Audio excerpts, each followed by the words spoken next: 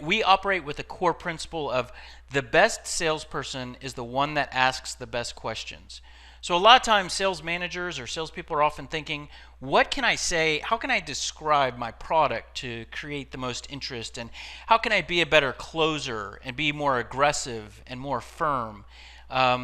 We don't subscribe to those desires or that school of thought. We think that the way that you become the best salesperson is not by describing your product in the best way or being the most gregarious person or most aggressive.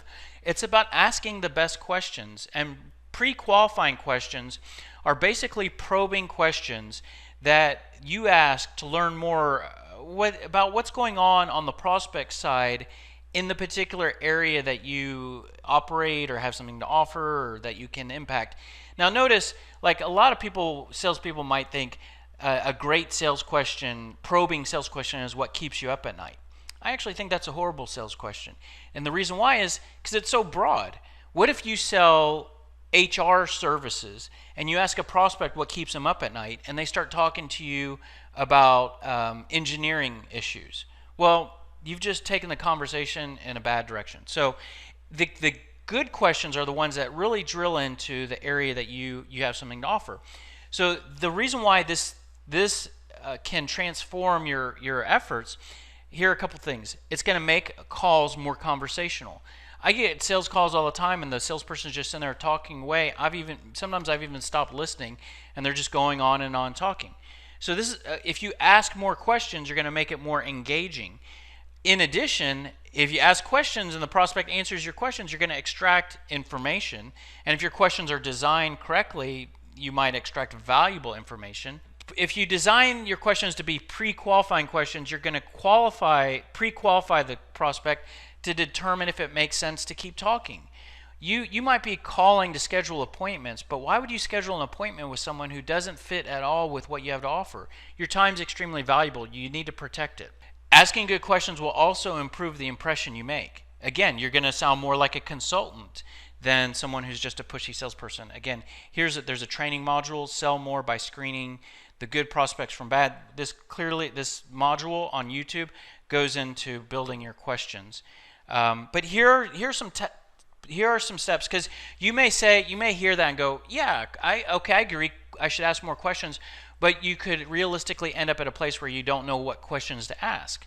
So here are 4 steps that you can go through to develop your optimum list of questions. Identify the product that you want to sell. Keeping in mind, we're not going to talk about the product, but we start with the product. Identify the benefits that product offers the particular buyer that you're going to be talking to.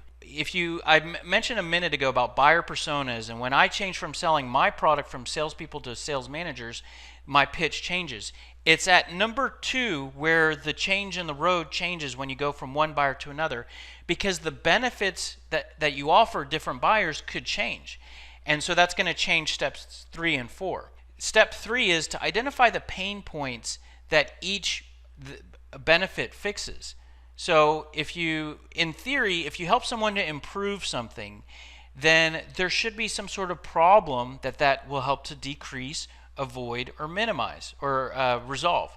And so for each benefit, there could be one or more corresponding pain points for each benefit. So we're kind of going through the structured, logical workflow. Now, at the end of step 3, you have a list of pain points that you can fix. Well, to determine if a prospect is worth your valuable time, you should try to figure out if they have any of those problems. If you have a prospect and they're willing to meet with you, but they're great and awesome in all of the areas that you have something to fix, then they're not worth your time. And you shouldn't schedule a meeting with them, and you shouldn't take them out to lunch. So what you want to do is you want to learn a little bit more about your prospect in those areas. So for each pain point, you could compose 1 or 2 probing questions. So again, there's a full training module on this. These are the types of things that SalesScripter will help you with, because a lot of people often ask, does SalesScripter work with a particular industry?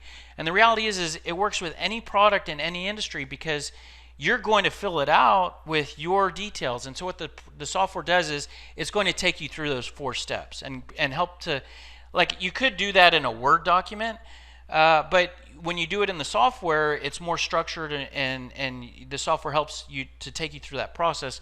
Oh, and by the way, each time you answer a question and put in your information is being used to populate a library of tools and documents. But the software is going to help you to develop your optimum list of questions. And again, that list of questions could be different for the different industries that you sell to or the different buyers you talk to.